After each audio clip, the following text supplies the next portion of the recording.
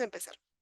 Solo vas a recordar, hoy día vamos a tocar lo que es promoción de los derechos sexuales y derechos reproductivos. Y bueno, no se olviden de llenar la asistencia. Ok, vamos a ir desbloqueando el tema de la capacitación de educación sexual integral en universidades. Y el objetivo principal es conocer sobre los derechos sexuales y derechos reproductivos, reflexionar, conocer las limitaciones y además promocionar y defenderlos, ¿no? Dentro de esto ya nos hemos dividido en grupos, ya hemos identificado algunos derechos sexuales y algunos derechos reproductivos y hemos conocido sobre esto de aquí, ¿no? Para esto es principal, como ha mencionado, creo que Scarlett lo mencionó otras personas, es fundamental reconocer que los derechos sexuales y derechos reproductivos parten de son derechos humanos. Y como no existe no solo una definición, sino diversas, hay que reconocer que se basa todo esto en ciertos principios.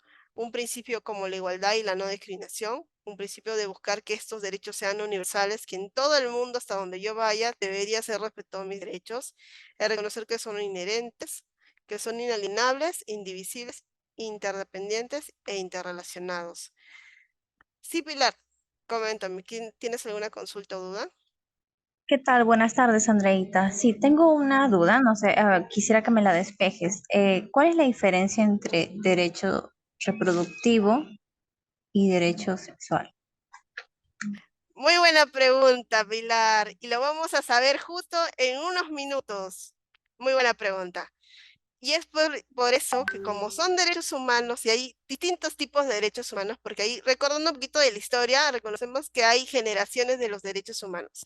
Hay una generación que habla de los derechos civiles, luego ya empecemos a hablar incluso del tema de la virtualidad, incluso hay muchas teorías que hablan sobre el derecho al acceso al Internet, pero también hablamos de derechos sexuales y de derechos reproductivos. Y es que hace muchos años atrás, muchos años atrás, Am, ujú, ok, ahorita voy a leer un mensaje antes de terminar el tema de los derechos humanos, ¿no? Hace muchos años atrás se empezó a hablar sobre los derechos sexuales y los derechos reproductivos. Muchas personas lo juntan y dicen que son lo mismo, pero por didáctica buscamos separarlos porque tienen una finalidad distinta.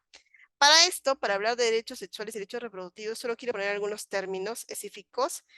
Recordar que la sexualidad humana no solo es sexo, la sexualidad humana, todas las personas lo expresamos, lo vivimos a lo largo de nuestra vida y como seres humanos nosotros no solo hemos nacido para reproducirnos, sino también hemos nacido para tener placer. Como hace un rato algunas compañeras hicieron mención, el derecho al placer.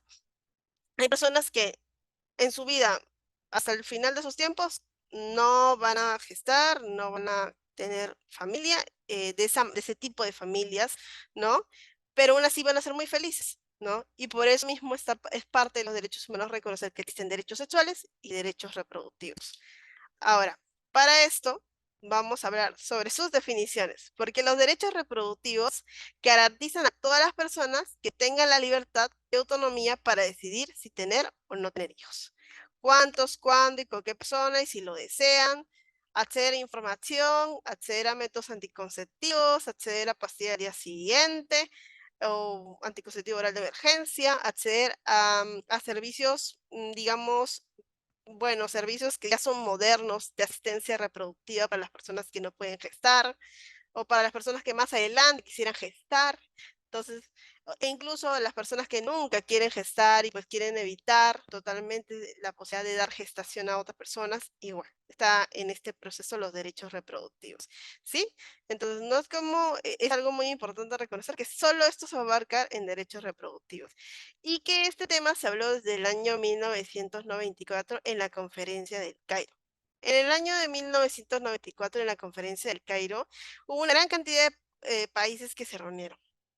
Se reunieron porque querían hablar sobre la situación que estaban viviendo distintos países después de distintas situaciones de guerras, ¿no? En donde muchas personas, había una gran cantidad de población, de personas que pues habían gestado y que habían sido violentadas también en muchos casos. Sí, Gerardo, quería levantar la manito. Sí, tenía una consulta respecto, por ejemplo, a este derecho que se está en medio discutiendo, que es una norma obligatoria, como es el uso de lactarios. ¿Sería un derecho reproductivo? O sea, no directamente, como que no proceder a la gestación, sino el dar un adecuado ambiente al niño o al resultado de la gestación, como se entiende. O sea, para poder entenderlo, ¿no? Gracias. Sí, gracias. Y es muy importante mencionarlo. Si bien en los derechos reproductivos en su definición habla sobre las personas, la autonomía, el decidir si tener, tener hijos o no, también habla de la maternidad y la paternidad responsable. Y dentro de la maternidad y la paternidad responsable también está el derecho de lactar, ¿no? El tema de la lactancia materna. Entonces, esta ley que ya fue aprobada, los lactarios que se están implementando en tanto espacios estatales como también espacios privados, estarían dentro de los derechos reproductivos, ¿no? Haciendo mención de que pues toda persona tiene derecho de tener un espacio digno en donde no sea vulnerada ni agredida, y también el mismo hecho de también no ser acosada, ¿no? Muchas veces pasa, estás dando de lactar y las personas se indignan por ver que estás dando de lactar a tu bebé, cuando realmente no debería pasar eso, ¿no? Porque toda persona también tiene darle la lactancia a su hijo si en el caso tiene, ¿no? Entonces, esto sí hago mención que es parte de los derechos reproductivos. Y en el caso de los derechos sexuales, porque derechos reproductivos fue en la conferencia del Cairo en 1994, en donde Perú tuvo un punto muy representativo porque vio compromisos en el Perú. Por eso tenemos, por ejemplo, el Plan Nacional de Planificación Familiar, que hasta el momento en el Perú sigue vigente y que el anteaño pasado ingresó un nuevo método anticonceptivo, que es el anticonceptivo, es la T hormonal, por ejemplo, y así se están sumando el acceso a más métodos anticonceptivos, mayores servicios. En el caso de 1995, en la conferencia de Beijing, los países se reunieron también y distintas personas de la sociedad civil a hablar sobre los derechos sexuales, porque todas las personas deben ejercer su sexualidad de forma sana, libre, desvinculada de la necesidad de reproducción, si así lo desean, incluyendo la afectividad, la identidad de género, la orientación sexual y el placer, etcétera. ¿Eso qué quiere decir? Que pues hasta el año 94 se hablaba bastante de los derechos reproductivos y sí, te decían ya, ok, tú decías sobre tu cuerpo, ya no te voy a encarcelar o te voy a esclavizar o te voy a obligar a que tengas 20 hijos o 3 hijos. Ahora tú decides. En el caso, pero se olvidaban del tema del placer, porque, o sea, no solo es tener pareja para tener hijos o no tener hijos. Si quieres tienes pareja, o si no quieres tener pareja, pero estás contigo mismo, pero hablas bastante de tu placer, ¿no? O de cómo te expresas, cómo te sientes, o cómo te identificas. Y esto habla de los derechos sexuales, porque empezamos a hablar de las mujeres con un papel mucho más representativo que solo gestar. Hablamos de la población LGTB y la hacemos visible también en su respeto de su diversidad. Y en los derechos sexuales y derechos reproductivos vamos a conocer algunos de ellos, ¿no? Para esto voy a citar a lo que vendría a ser el Fondo de Poblaciones de las Naciones Unidas, la UNFPA, que en Perú y en muchos países ha traído estratégicamente esta subdivisión de derechos sexuales y derechos reproductivos que nos van a ayudar a poderlos conocer. No se preocupen porque este documento se lo vamos a pasar y también lo van a tener el paper para que lo puedan tener a la mano. En el caso de los derechos sexuales, vamos a encontrar diversos derechos sexuales. Y para eso yo necesito que dos personitas me ayuden para poder leer los derechos sexuales. Así que voy a escoger, o alguien me va a levantar la mano. ¿Alguien quiere ayudarme para que pueda hablar sobre esos derechos sexuales? ¿Pueda ir leyéndolos? Y vamos conversando. Dice, derecho a fortalecer la autonomía y la autoestima en el ejercicio de la sexualidad. Listo. El otro siguiente, por favor. Ay, ya, el otro. Derecho a explorar y disfrutar de una vida sexual y placentera. Listo, muchas gracias. Gracias, Paola. Aplausitos para ti. Listo, entonces, como dice Paola, estamos tocando acá dos derechos. El derecho a fortalecer la autoestima, la autonomía y el ejercicio de la sexualidad, ¿no? Necesario reconocer que toda persona tiene derecho a que nadie sea dueño de nadie, ¿no? De su cuerpo, el también fortalecer nuestro ejercicio de la autoestima, de podernos amar, querer, ejercer nuestra sexualidad de manera libre, ¿no? Entonces ya no estamos como hace 20, 30 años en donde podrías decir que tú te casabas con alguien y todo lo que podía expresar su sexualidad dependía de tu pareja, ¿no? Y de lo que esa persona quisiera, ¿no? O de tu familia, lo que tú dijeras a tu familia, tú puedes tener decisión sobre ello. Lamentablemente, aún en el Perú, incluso en el Perú, sigue habiendo mutilación femenina, por ejemplo, ¿no? La mutilación genital femenina, que justo todos los años hay una fecha específica en estos meses de enero, febrero, que se habla sobre la lucha contra la mutilación femenina, que se sigue vulnerando la autonomía y el ejercicio de la sexualidad plena e incluso del placer de las personas. Entonces, en la selva, por ejemplo, hay tradiciones todavía para hacer este tipo de mutilaciones femeninas, ¿no? Como parte de las tradiciones. Hay tradiciones todavía que generan vulneración de derechos. El derecho a explorar y disfrutar de una vida sexual placentera es otro derecho que justo hace un rato estaban hablando, ¿no? El reconocer que por ser mujer o por ser hombre, por ser persona no binaria, no significa que no sintamos placer, ¿no? Y que tener placer o decir que tenemos placer o que nos gusta sentir placer no es malo, no es sucio y no es feo, ¿no? Y no es pecaminoso tampoco, sino es parte de la vida y parte de descubrir y conocernos a uno mismo. El derecho a elegir las parejas sexuales, que es algo básico y que es necesario, que muchas veces pasa que también es juzgado en el Perú y en otros países.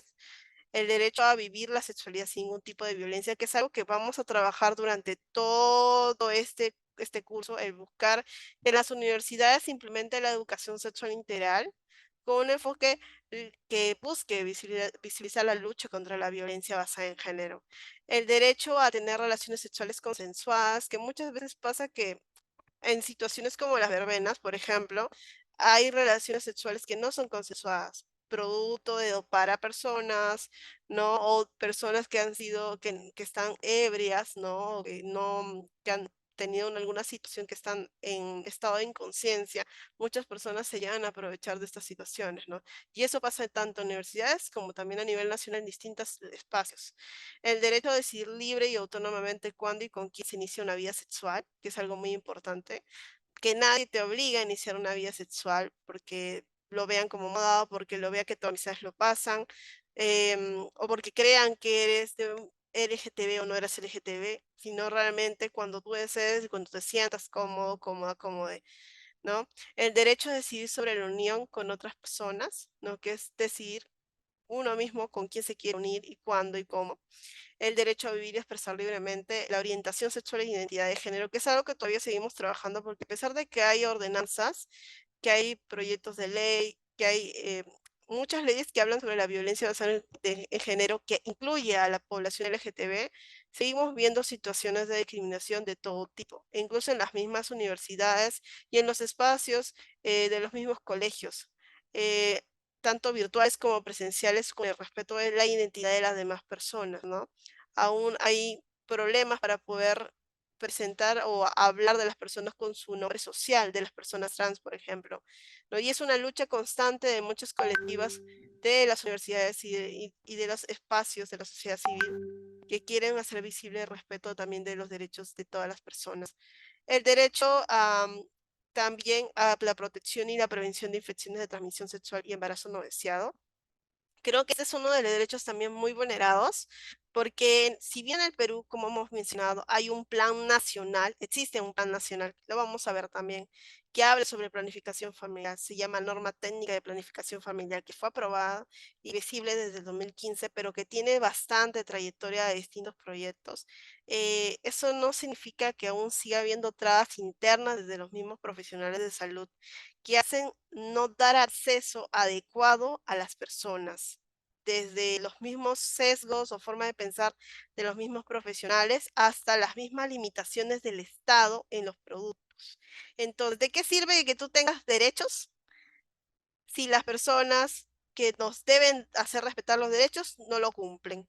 O tal vez no lo cumplen, pero también hay personas que no conocen que tienen estos derechos. Entonces, como profesionales de salud o como profesionales en general, futuros profesionales, personas de a pie, conocer estos derechos sexuales es parte de nuestra vida. Son nuestros derechos.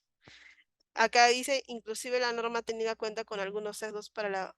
Exactamente. Hay situaciones incluso que siguen vulnerando, porque el tema de la vasectomía y la ligadura de trompas dice desde mayores de los 18 años, pero luego empiezan a poner los peros y con esos peros muchos profesionales lo utilizan para no darles el acceso básico. Y ahí están los embarazos de 5 o 6 hijos teniendo 25 años y 26 años. Ahí están las situaciones en donde muchas personas sufren porque no les dejan decidir sobre su cuerpo, ¿no? Entonces hay muchas cosas que tenemos que conversar y que tenemos que ir cuestionando porque las decisiones al último muchos de ustedes las llegan a tomar, muchos de ustedes van a tomar decisiones más adelante en distintos sectores Y es importante conocer esto para que se incluya, ¿no? En debate, en el diálogo, el derecho a recibir información y acceso a servicios de salud de calidad. ¿Quién sabía realmente que estos servicios eran gratuitos? Que el Estado realmente tiene el servicio de salud sexual y reproductiva gratis en planificación familiar, que tiene espacios de atención, de prevención de infecciones de transmisión sexual completamente gratis, que quiere que si tú crees que tienes alguna infección de transmisión sexual, podrías tranquilamente sacar tu cita e ir a atenderte completamente gratis, hacerte tus descartes gratis y llevar un tratamiento gratis, ¿no? En muchos casos con CIS y en otros casos sin CIS, dependiendo de qué sea la atención, ¿no? Scarlett, tienes la mano levantada, te doy el pase. Sí, sí, André, yo sé que de forma gratuita y ya seas con CIS o sin el CIS, te puedes hacer el descarte de VIH y de sífilis. Pero otros exámenes, al menos en mi posta, en el Callao, no, preguntando, solamente me dieron eso, ¿no? O sea, VIH y sífilis, pero no sé si tú sabes si en otros centros de salud de forma ya sea con CIS o pagando un costo módico, no lo sé, te permiten hacer otros descartes de ITs. A eso también vamos. Y con esto voy a tocar el tema de las personas, em, que hay una página y una plataforma que generalmente solo la hacen visible las fechas de lucha contra el VIH, pero realmente te sirve para las ITS, que es el GeoVIH. El GeoVIH es una plataforma virtual en donde tú pones tu dirección, digamos, tú vives en Callao, pones Callao, y te sale por toda tu zona los centros especializados de ITS, los CERITS. Los CERITS son centros especializados de ITS en donde las personas pueden ir a ver específicamente el tema de infecciones de transmisión sexual, donde hay servicios especializados como urólogos, ginecólogos, infectólogos, que no solo tratan temas de VIH, sífilis, hepatitis B, sino otras infecciones de transmisión sexual y te derivan también en otras situaciones. Hay personas que incluso tienen virus de papiloma humano y tienen verrugas y pueden ser atendidos más rápidamente de esa manera. Y sí, son de manera gratuita y en algunos casos son pagos dependiendo de qué tipo de seguro sea, ¿no? Entonces, sí hago mención porque ese es un derecho también sexual que muchas veces no se hace visible y el derecho a la información, porque vamos a recibir, necesitamos información de calidad, al igual como la educación sexual integral a lo largo de la vida. A lo largo de la vida, ¿por qué? Porque en cada etapa de nuestra vida, desde peques hasta cuando somos egresados, posgrado, profesores, docentes, no sé, empresarios o empresarias o en donde quisieras estar viviendo, vas a necesitar conocer un poquito más sobre tu sexualidad y la educación sexual integral está para eso, para poder ir conociendo a lo largo de tu vida distintas necesidades y respuestas a tus preguntas, ¿no? Entonces, por eso del mito de que solo para los adultos se da la educación sexual integral es totalmente un mito, porque realmente se da para todas las personas, ¿no? Para cada etapa de vida hay temas específicos que se van a tocar, eso sí, pero eso hay que hacerlo mención, ¿no? Y en el caso de los derechos reproductivos, que justo estaban hace un rato mencionando, vamos a hablar bastante del maternar, paternar, no paternar, el reconocer que hay personas que no desean maternar y no desean paternar y no deben ser agredidas tampoco, como por ejemplo el derecho a tomar decisiones sobre la reproducción sin sufrir discriminación, coerción ni violencia. Si aquí hiciéramos una pequeña encuesta, vamos a poner acá en el chat, dicen sí o no. Si ahorita mismo de la nada te hacen tu pregunta y te dicen, Scarlett, a ver, vamos a buscar a las personas que están aquí. Scarlett, Gerardo, Claudia, Reinaldo, Alison, Elber, Elder, Fiorelia, Guete. Acá me vas a decir sí, no, ya. Te doy 1.000.000 de soles. Habla. Te vuelves madre o padre. Te embarazas. Ahorita te embarazas o embarazas a alguien. No sé.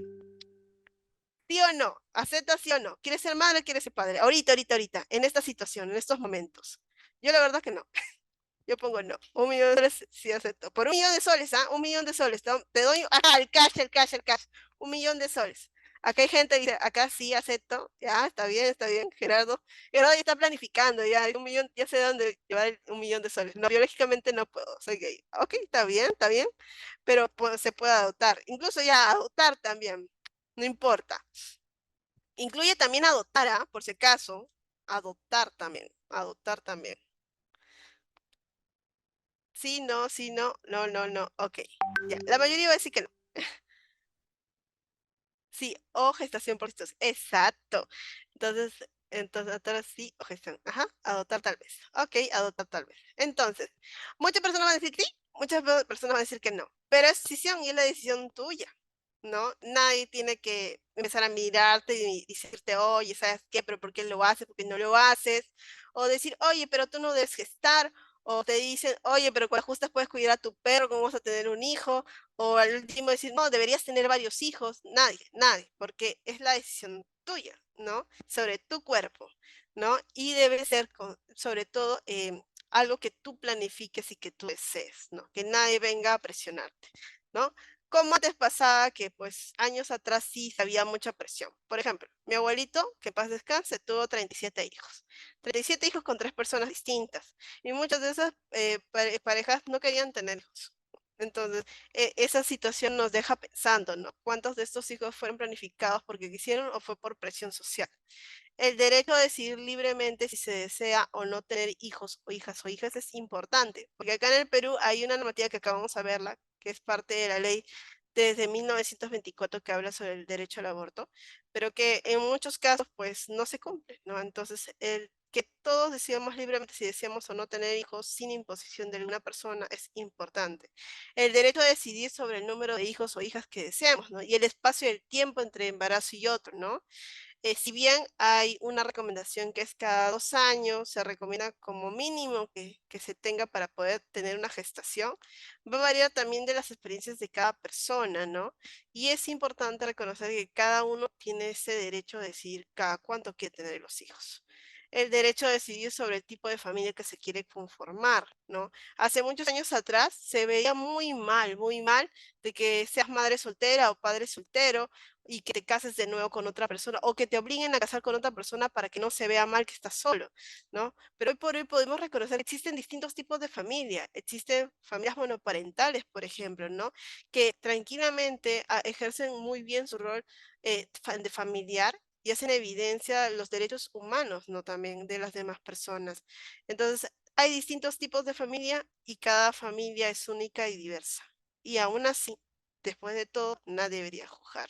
Ese es otro derecho que se habla. El derecho a ejercer la maternidad con un trato equitativo en la familia, en los espacios de educación y trabajo. Aquí va lo que dice Gerardo, preguntando sobre el lactario. Imagínate unos años atrás, cuando no se había aprobado todavía la ley. Y de la nada tú vas y quieres, y tienes a tu bebé y quieres trabajar también, y te fastidian y no tienes un lugar seguro para poder lactar. Incluso tu leche la tienes ahí en tu termo guardado. Entonces, tener un espacio en donde puedas darle a lactar sin ruido, sin bullicio, para que el bebé pueda descansar, es parte de nuestros derechos porque ayuda a que sea un espacio más equitativo, ¿no? Acá está el derecho a ejercer la maternidad de manera equitativa. Y también el derecho a acceder a métodos anticonceptivos modernos, incluyendo la anticoncepción de emergencia, porque hasta hace unos años atrás se creía que la pastilla del día siguiente en Perú específicamente era abortiva. Y hoy por hoy sabemos y muy bien conocemos que no es abortiva para nada, ¿no? Exactamente, en centros de cuidado infantil. Entonces, reconozcamos que es importante también hacer mención que en el Perú, tanto métodos anticonceptivos, que son una gran cantidad en Perú, son gratuitos, y que también la pastilla del día siguiente o anticonceptivo oral de emergencia es gratuito. O sea, no necesitas ir por emergencia, podrías ir digamos, a María se le ocurre ir más tarde, no tuvo relaciones sexuales, pucha, se le rompió el condón, algo pasó y necesita la pastilla al día siguiente. Va a 4 de la tarde y dice, es urgente, es una emergencia, necesito que me dé mi pastilla al día siguiente. No dirán, decís, a ver, enséñame dónde está el condón roto. No, te la dan. Y pues te lo tomas, ¿no? Y te deben explicar todo lo que va a pasar en tu cuerpo, porque no solo es darte el método anticonceptivo, te deben explicar por qué te lo estás tomando, qué va a pasar en tu cuerpo, para que no te asustes, porque no te sientas preocupada, ¿no? Y no te sientas preocupado también, ¿no? O las personas no binarias, no fluidas tampoco se sientan preocupadas, ¿no? Preocupades. Entonces, eso es importante también mencionar. El derecho al servicio integral en salud y atención médica para garantizar una atención adecuada en la maternidad. Esto es importante también porque acá en el Perú sí se ha respetado bastante esto, que se reconoce como prioridad en las atenciones a las personas gestantes. Las personas que gestan en el Perú son prioridad. ¿Eso qué quiere decir? Que incluso en su atención no deberían hacer cola, o sea, no deberían hacer sus largas colas desde las 4 de la mañana en el estado, sino ya deberían tener su cita y directamente venir para la hora de su cita. Entonces, esa es la idea de parte de los derechos, ¿no? Que les den una atención priorizada a las personas gestantes por la condición en la cual están viviendo, ¿no? El derecho a acceder a los beneficios de avances científicos también es gratuito, en el sentido de que en el Instituto Materno Perinatal, que es maternidad ahorita, llamada la maternidad de Lima, hay una mención de que se puede dar acompañamiento en la asistencia reproductiva. Digamos, yo, Andrea, no quiero gestar ahorita y pues más adelante tal vez quiera fecundar mis óvulos con mi pareja y yo soy una persona bisexual, así que pues tal vez conozco a una chica bien linda y pues nos casamos y más adelante quiera fecundar los óvulos con un espermatozoide donante y quiera tener un hijo, ¿no? Entonces, eso sí es factible, hay asistencia reproductiva, hay un acompañamiento, ¿no? El tema de fecundación de óvulos, el acompañamiento para asistir en la reproducción, si en el caso ya necesitan gestar, también es otra situación que se está dando. Y todo puede llegar a ser gratuito bajo el proceso del seguro del SIS también, por ejemplo, ¿no? Y si en el caso tienes su salud, también tienes un seguro de su salud que atiende también la asistencia reproductiva. Exactamente. Ajá. Ahora, en el caso de Gerardo dice, inclusive hay un agravante penal en caso afectes a una persona embarazada. Sí, efectivamente, al caso afectes a una persona embarazada, una persona gestante, es importante mencionar que hay también una situación penal. Y dice, aún así, es importante implementar un sistema de cuidados que no solo beneficie a los cuidadores e hijos, sino también a los adultos mayores.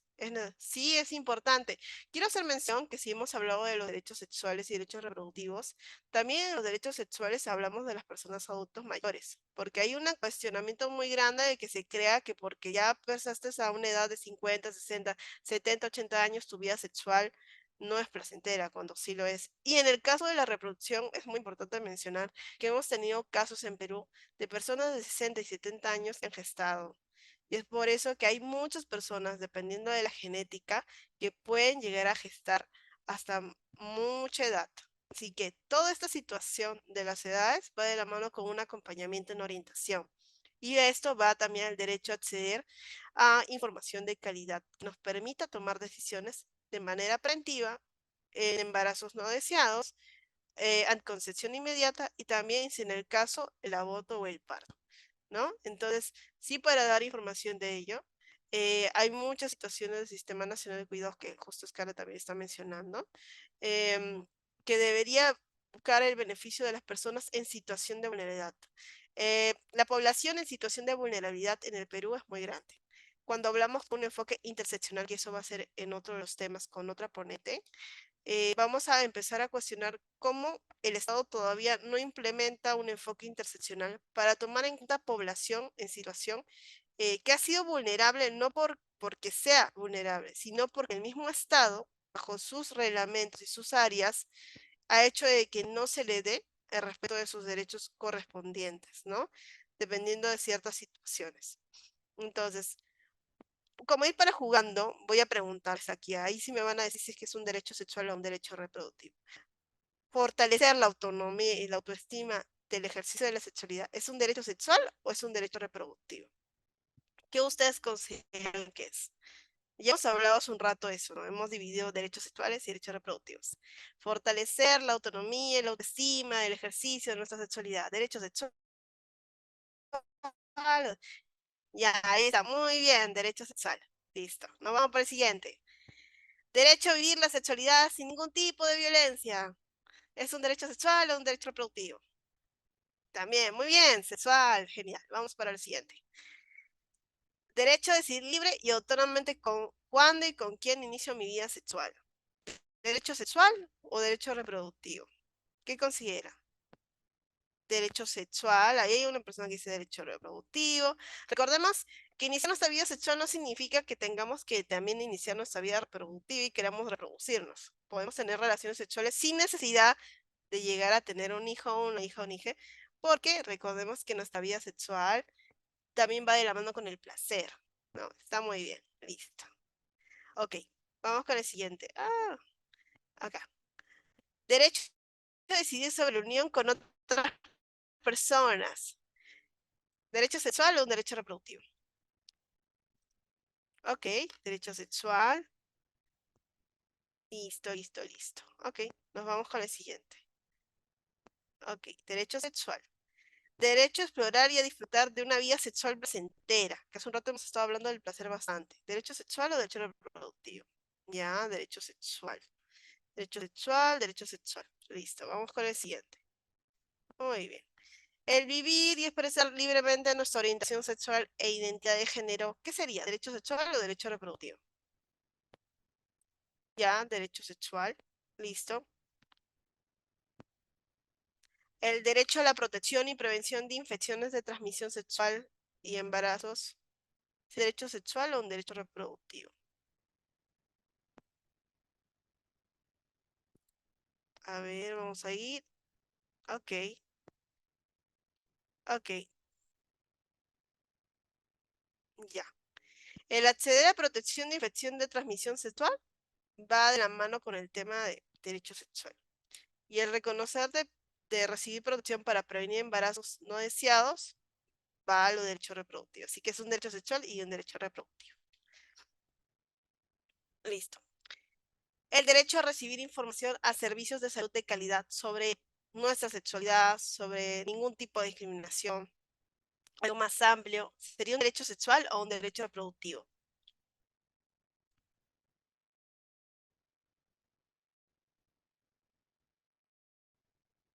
Muy bien, muy bien, muy bien. Sí, también puede incluir el derecho a lo reproductivo porque hay que reconocer que la sexualidad no solo incluye temas de placer, sino también temas de reproducción. Hay muchas funciones que lo incluyen. Perfecto. Ok, entonces, ¿dónde acudimos para poder hacer visibles nuestros derechos sexuales y nuestros derechos reproductivos? Que es importante también tenerlo en cuenta. Primero, a su salud. Ok, André, pero, o sea, ¿hay centros de salud cerca de nuestras universidades? Sí, de todas maneras, cerca de las universidades va a haber un centro de salud. Incluso muchas universidades tienen clínicas universitarias. Ahora, estas clínicas universitarias también están normadas, están verificadas por un centro especializado que se llama la Superintendencia Nacional de Salud. La Superintendencia Nacional de Salud es como un fiscalizador. Chequea que todo vaya bien, que respeten tus derechos como usuario, usuaria, no usuaria. Entonces, si no respetan tus derechos, si no te cuidan, si buscan constantemente invalidarte, no te atienden de manera adecuada, ¿dónde tienes que ir? Te puedes comunicar a la línea 113, opción 7, presentas tu consulta o denuncia y obviamente van a darte una respuesta de lo mayor inmediato, ¿no? Ahora, en privado y estatal es igual, ¿no? Si hay clínicas ahí cerca también. El MINSA, el Ministerio de Salud, también tiene de la mano esto. Hay un libro de reclamaciones, pero quiero, ojo, mencionarte que tanto en la clínica universitaria como en los espacios o centros de salud cercanos a tu hogar o cercanos a tu universidad, todos tienen que tener un libro de reclamaciones físico. O sea, no te pueden decir que no tienen un libro de reclamaciones. Siempre debe haber un libro de reclamaciones físico. Y el libro de reclamaciones no puede estar oculto. Tiene que estar cerca al despacho de atención de la secretaria o en la misma, o en el espacio de la botica, pero tiene que estar cerca. No puede estar oculto. Servicio de planificación. Sí, Scarlett y yo conocemos bastante que en San Marcos, por ejemplo, en el año 2019-2020, hubo un servicio de planificación familiar que se inauguró, que era ad honorem, porque la universidad no lo implementó, o sea, lo implementó, pero que sea gratis, ¿no? Como era gratis, tampoco le pagaron al profesional. Y el profesional al último terminó estando un tiempo, pero de ahí ya no pudo porque tenía que generar ingresos, ¿no? Entonces, la búsqueda de dar atención de calidad también es búsqueda de que la misma universidad entienda que prioridad también es la salud sexual y reproductiva de los universitarios, de la población universitaria, de la comunidad universitaria, de las personas que trabajan allí también, ¿no? El acceso a información de calidad para prevenir incluso cosas que pueden generar mayores problemáticas, ¿no? Entonces, es importante hacer la denuncia, incluso si es que crees que es algo muy chiquito, haz la denuncia, porque queda como registro. Muchas veces los centros de salud, las postas, las clínicas se jactan de no tener denuncias, pero no es que no tengan denuncias, sino es que las personas que estamos aquí presentes, hemos sido vulneradas, no hemos presentado nuestra denuncia y de ahí se agarran para decir que están bien. Entonces, cuando nosotros hacemos una denuncia, las personas, las entidades empiezan a cuestionar por qué estamos mal. Y obviamente su salud viene a presionar y a generar compromisos, ¿no? Entonces, igual con el tema del libro de reclamaciones, es importante tomarlo en cuenta. Instituciones educativas. Por ejemplo, si es que ustedes van a colegios a dar charlas o trabajar, es importante reconocer que existen atención al docente para poder hacer las denuncias en tema de derechos sexuales, pero también el portal sí se ve. Un portal que puede hacer denuncia no solo de bullying, sino también incluso de acoso sexual y algún tipo de violencia sexual se pueda dar, ¿no? Ahora, en el caso de Sunafil, digamos que están trabajando en la misma universidad o gracias a sus prácticas, digamos que tienen de la misma universidad, empiezan a trabajar, nunca se olviden de Sunafil y el Ministerio de Trabajo, que tienen sus portales para poder hacer el acompañamiento en caso de sus denuncias. En el caso de lo que vendría a ser empresas o instituciones, digamos que fuera una universidad particular, digamos, pueden llamar a la Defensoría del Pueblo y comunicar que están siempre, están las 24 horas al día, ¿no? También reconocer que existen otras instituciones como Intecopi que nos va a ayudar en el caso, digamos, ¿no? Están ustedes dentro de la Universidad Católica. Y en la Católica están llevando sus clases y van a el Starbucks que están dentro, ¿no? O algún centro, alguna empresa que está dentro. Tiene ahí sus para alimentarse, ¿no? Vas, compras y de la nada te empiezan a mirar de pies a cabeza y te discriminan por algún tema. O estás conversando con tu amiga y estás hablando del placer sexual y de la nada viene y te dice, ay, qué naca eres y no sé qué más. Te está discriminando, te está tratando con violencia, te está vulnerando tus derechos. ¿Dónde puedes llamar? Intercopy. Comunicas Intercopy, mencionas que la empresa tal, con tal root tal, o solo el nombre de la empresa, porque se puede buscar también por internet, está pasando en tal dirección, en tal lugar y tal fecha por tal persona. Foto de las personas que han sido involucradas y lo mandas a Intercopy. Intercopy viene y le mete su sanción y obviamente su tremenda multa. Para que la próxima vez piense 1000 veces antes de generar violencia a las personas que están consumiendo, ¿no? Esto pasa en el caso de Indecopy. En el caso de Defensoría Universitaria, también hay que hacer mención. Algo que todavía falta trabajar bastante, porque no solo es tener un espacio de defensa universitaria, sino que se cumpla como debe ser, del artículo 113 de la Ley Universitaria 30-220, que hablaba sobre la defensa de esta instancia encargada de velar por los derechos de los miembros de la comunidad universitaria y velar por el mantenimiento del principio de la autoridad responsable. Hay un tema que los defensores en muchos espacios de las universidades, a pesar que hay una lista, porque no todas las universidades tienen todavía defensorías universitarias, hay todavía una situación en donde no se ve el enfoque de búsqueda de cumplir con la defensa de los derechos, ¿no? Solo se registran las denuncias, solo algunas denuncias en algunos casos en algunas universidades, y no se llega a una solución, generando revictimización de las personas que han sido las que han denunciado, ¿no? Entonces, sí es una lucha que todavía es exactamente, solo sirven como receptores. Entonces, esta palabra de defensor termina siendo un saludo a la bandera, ¿no? ¿Por qué? Porque tú verías esto y dirías, ok, me va a acompañar, me va a defender en la situación en que he sido vulnerada, he puesto mis casos de violencia y me van a ayudar, pero termina diciendo la misma persona, no te puedo ayudar más porque según el reglamento de tu universidad, yo solo puedo hacer esto, esto y esto no puedo hacer. ¿Por qué? Porque lo tomó y lo aprobó la rectora tal, el rector tal, el decano tal y las personas que están encargadas de ese espacio. Entonces, ¿qué debemos hacer como espacios de personas de distintos espacios universitarios? Buscar fomentar un cambio, una reforma, un cambio del reglamento, si en el caso no hay reglamento, también que buscar crear un reglamento, pero buscar que esta palabra defensoría realmente se cumpla, ¿no?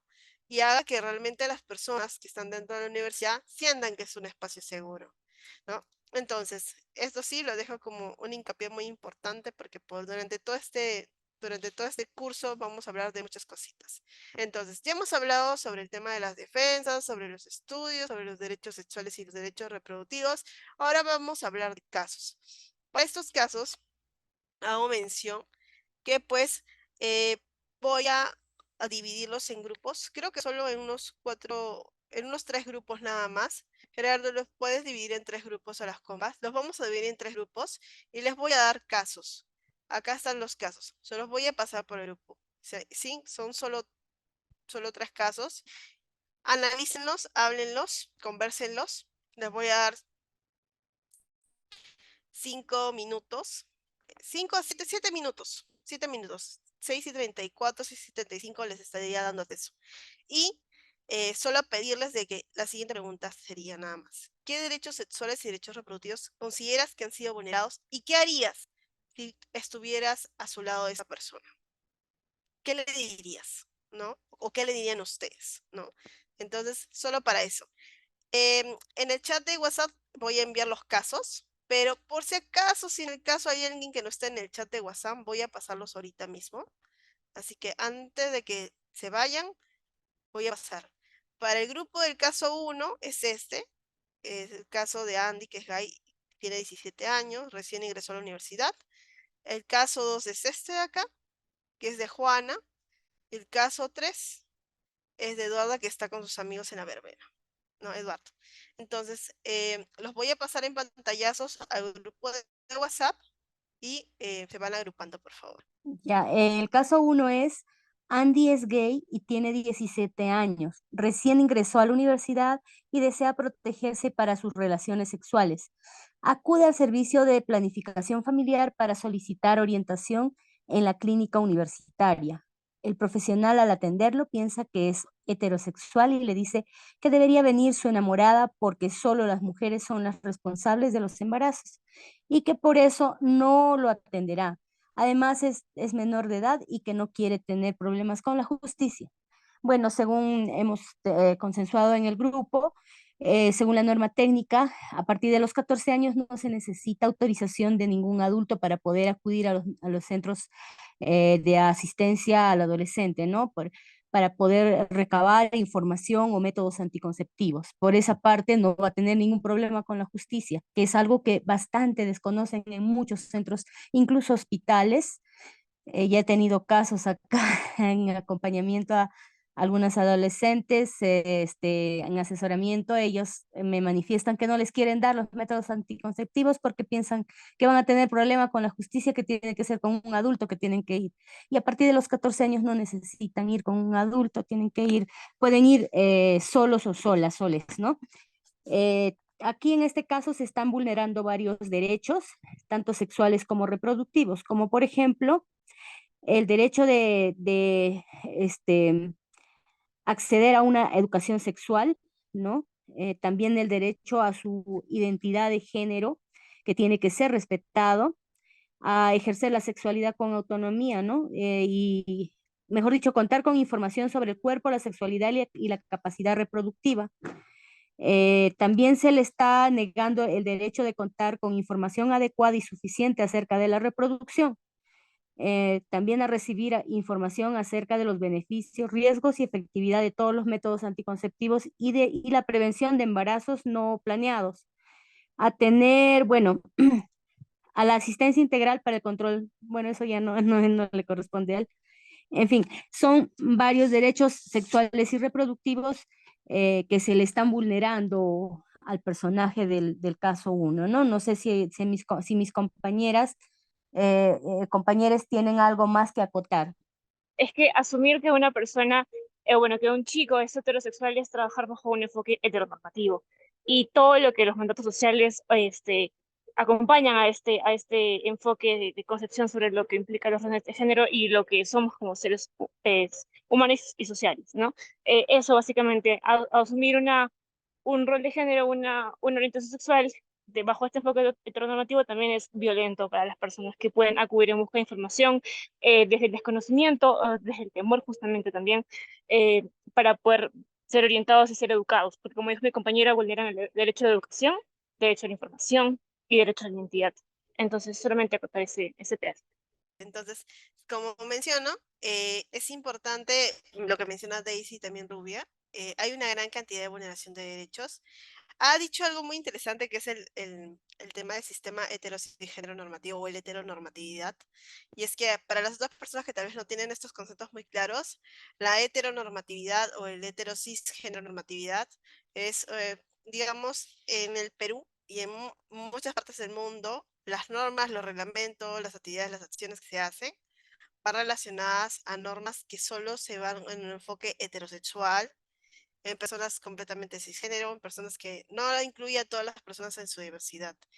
Y como incluso las normativas, los documentos, los reglamentos están hechos solo para personas heterosexuales y género, y la forma incluso en cómo se enseñan en las universidades es así, es muy evidente cuando sales y te das con la realidad de que hay personas en su diversidad que no son respetadas por ese mismo sistema. Por eso se dice que hay una violencia institucional o estructural relacionada al tema de la diversidad, porque el mismo Estado no está preparado o no hace visible el respeto de los derechos en su diversidad. Rubia, sí. Bueno, respecto a dónde podría ir a denunciar, para empezar, pedir el libro de reclamaciones en el lugar donde él haya recibido la atención y bueno, también puede ir a la Defensoría del Pueblo, ¿no? A poner su denuncia. Perfecto, muchas gracias Rubia y muchas gracias Daisy, muchas gracias al equipo uno. Así como el libro de reclamaciones, está su salud, están muchas otras entidades que van a ayudar bastante a trabajar de que se haga visible los derechos humanos y los derechos sexuales y derechos reproductivos de todos, todas y todos, ¿no? Y que más adelante Andy, cuando quiera volver a un centro, no tenga esta preocupación de que se haya entendido de que se le debe atender de una manera porque creen que es hombre y que es heterosexual, sino todo lo contrario, que pueda ser mucho más abierto a los profesionales de poder escuchar y sin juzgar, preguntar para qué vino y con qué intención vino para ir a ser atendido en el servicio de salud sexual y reproductiva. Ok, acá hay otro caso, que es el caso 2. Vamos a ir con el equipo 2. Juana tiene 25 años, jaló 2 veces el curso de su, bueno, entiendo que es, el profesor la cita para encontrarse en su auto y ver su nota. Le propone una salida al cine y dependiendo de cómo se comporte su nota aumentará. Ella no sabe qué hacer y pide ayuda a su amiga. Tácitamente ahí se muestra el tema del acoso sexual, que es una parte que se está vulnerando en cuanto al derecho sexual de la estudiante, en este caso Juana, cómo su nota está condicionado frente a un acompañamiento que, como se mencionó y se conversó con el equipo, no está dentro de sus funciones del docente en sí. No es tan coherente y aparte está también vulnerando con su libertad sexual, que es lo que también comentaron en el equipo en sí. Em, Bajo esta premisa y este caso, que también es un problema en la realidad, lo comento también porque en la institución donde estudié, se muestra mucho ello. Entonces, principalmente desde una mirada empática con la señorita Juana, sería la ruta, ¿no?, adecuada a la cual podría llevarse todo este tema. En principio, ¿a quién tiene confianza? ¿Cuál ve el soporte? Principalmente emocional, porque estos hechos generan un impacto psicológico y emocional a las personas que presentan ello, ¿no? Entonces, como se muestra, quien tenga mayor vínculo de confianza serían sus amigos, pero la ruta adecuada, o digámosles bajo términos burocráticos, directamente tendría que acercarse, bueno, lo comentaba un compañero, a un docente o a un miembro de la facultad o la escuela universitaria, ¿no?, de donde se encuentre la señorita Juana y posterior a ello a la Defensoría Universitaria, ¿no? Entiendo que también se toma medidas por parte de SUNEDO, ya que es una entidad en la cual ve personalmente el tema de la calidad y la protección de los estudiantes a nivel universitario. Entonces, esa sería la medida. Aún también siendo realistas y coherentes con nuestro contexto, la otra medida sería tanto el soporte psicológico y también un tema más legal, pero ya propio de la señorita, puesto que entendemos que en lo que se vive ahora, el sistema burocrático hace que en vez que faciliten a las personas que padecen o presentan tema de acoso sexual, al final es lento. Por ende, la otra mirada también que podría llevarse como una ruta propia, ¿no?, para que la señorita Juana pueda lograr el tema enfrentarse a este acoso sexual y que tampoco sus otros compañeros en futuro no lo padezcan, ver desde una iniciativa propia, ¿no? Pero principalmente el tema del soporte emocional, porque vemos que este contexto puede ser de gran impacto.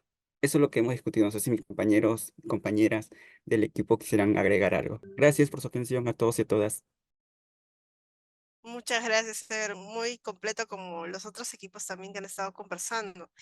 ¿Alguien que quiera darle aparte algún comentario relacionado a este caso? Acá tenemos personas que tienen experiencia también en esto. Sí, justamente con el equipo estábamos viendo sobre qué hacer respecto al caso, que algo era importante era la orientación que puede tener Juana, porque muchas personas a veces entienden, lamentablemente o normalizan estas situaciones y piensan que no se está vulnerando un derecho, porque no los conocen. No hay una orientación como tal, entonces lamentablemente piensan que esto, bueno, sí es un acoso, pero ya no queda más y no consideran que tienen un derecho. Entonces se está violentando, se está de alguna manera chantajeando, ¿no? A una persona para que pueda tomar un acto en contra de su libertad sexual. Entonces, es importante que la persona primero entienda que esto es parte de una violencia sin su libertad y que se está vulnerando su derecho, ¿no? Es importante que primero tenga esa orientación. Entonces, las entidades que puedan ayudar, como mencionó Ever, son diversas, pero lamentablemente acogiendo esta realidad, no siempre aportan, sino se queda solamente en un vacío. Perfecto, muchas gracias. Aún así se sigue trabajando bastante el tema desde el tema de los centros federados y los espacios de estudiantes. Los casos que siguen llegando, ¿no? Hay una gran cantidad en San Marcos, por ejemplo, y las experiencias creo que casi todas las personas que nos hemos identificado como mujeres hemos tal vez llegado a tener alguna amiga o hemos vivido en carne propia lo que es ser acosada por una persona que creíamos que no nos iba a tratar de esa manera por ser un profesional y que puede ser nuestro futuro colega y que va a seguir impune muchas veces por el mismo sistema patriarcal, de la forma de pensar, de los mismos documentos, las mismas normativas que tienen las universidades y el mismo Estado, ¿no? Dale, Oscar, tienes la mano levantada. ¿Quieres hablar?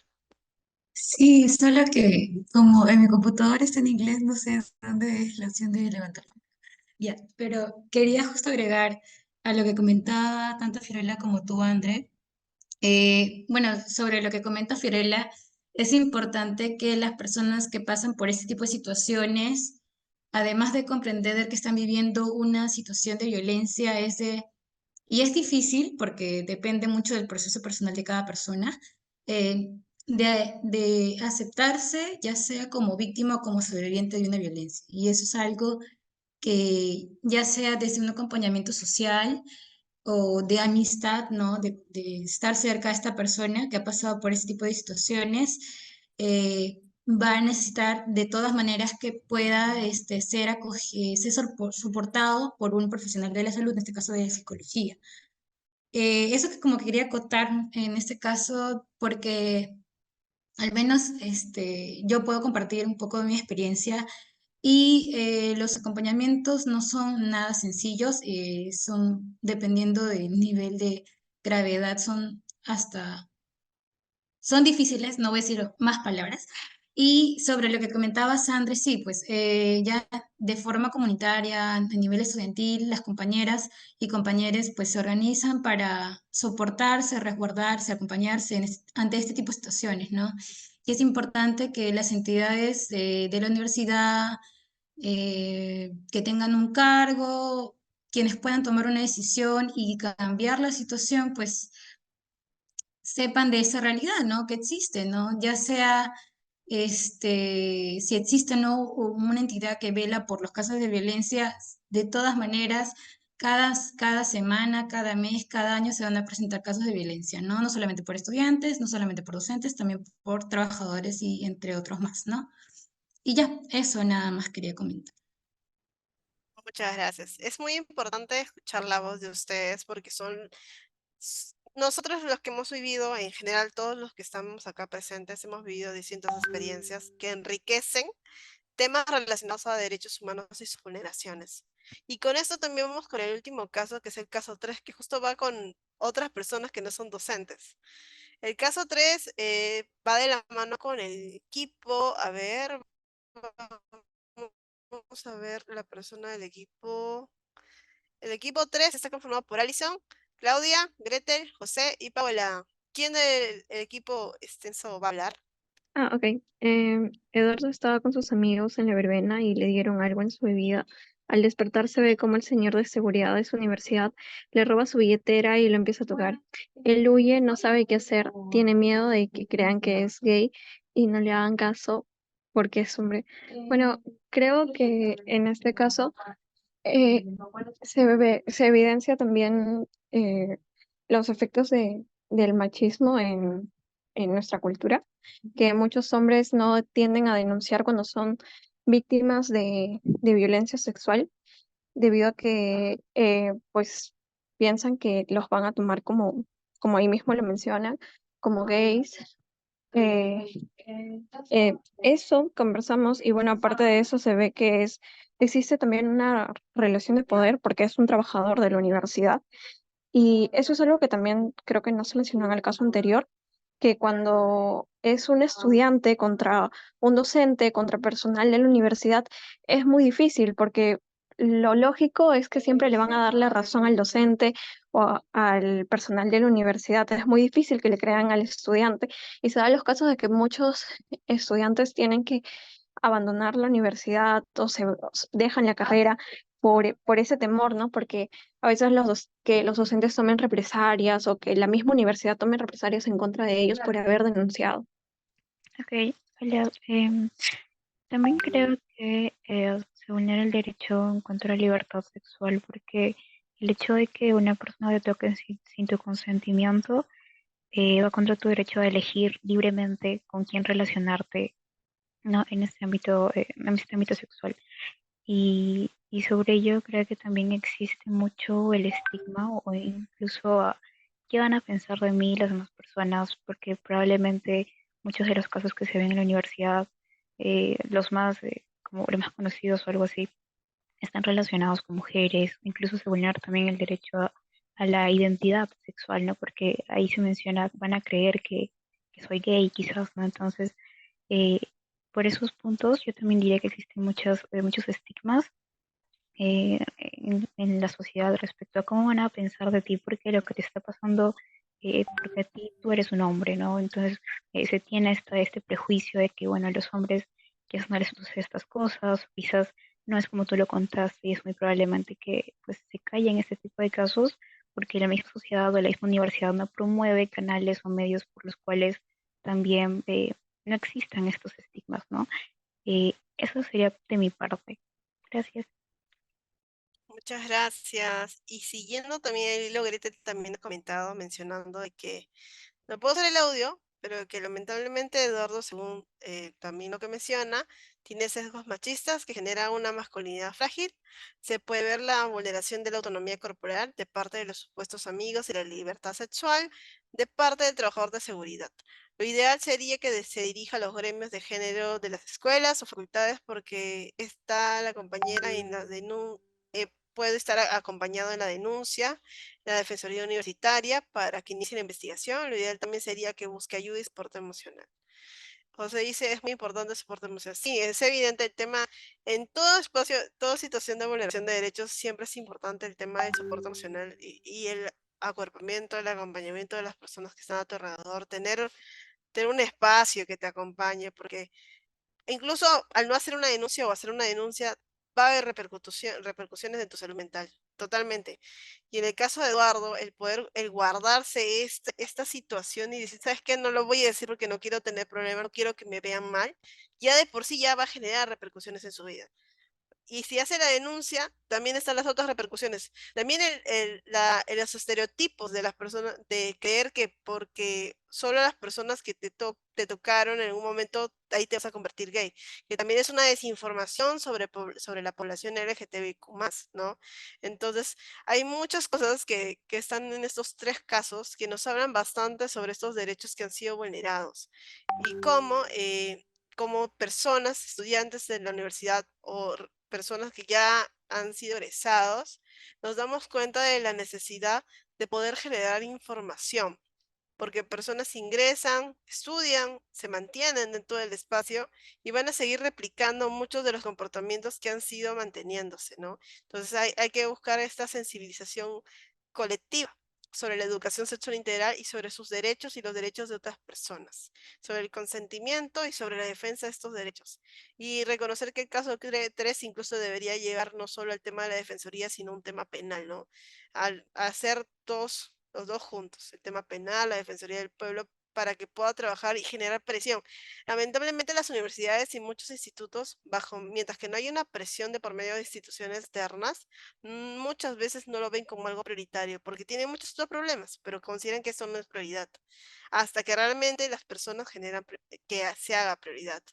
Entonces, acá hay mucho que cuestionar desde el tema de cómo las autoridades, las personas que toman decisiones, ven este tema de vulneración de derechos como algo dentro de su agenda o no dentro de su agenda, ¿sí? Entonces, estaríamos cerrando. Este de aquí era otro caso que es el de Jacinto, que es en el caso de trabajo de oficina, en donde es acosado y atacado por su jefe. Este es una oficina de la misma universidad, por ejemplo, de la JOU, que algunos conocen en San Marcos que hay, ¿no? Y pues este caso es un caso también de una persona trans, ¿no? Siendo hombre trans, muchas personas ya se están encontrando espacios en donde sea más abierto para poder trabajar, pero imagínate que trabajas en un lugar en donde siguen cuestionando tu identidad, ¿no? Y a pesar de que te den trabajo y crean que es digno, realmente no es digno. Estos casos también pueden pasar en la misma universidad, por eso es importante hacer defensa y búsqueda de respeto de tus derechos. Pero como dice Scarlett y ha dicho muchas personas, el trayecto de una denuncia no es fácil, no siempre es fácil. A veces, cuando tienes recursos, muchas veces puede ser más fácil, pero no siempre es fácil.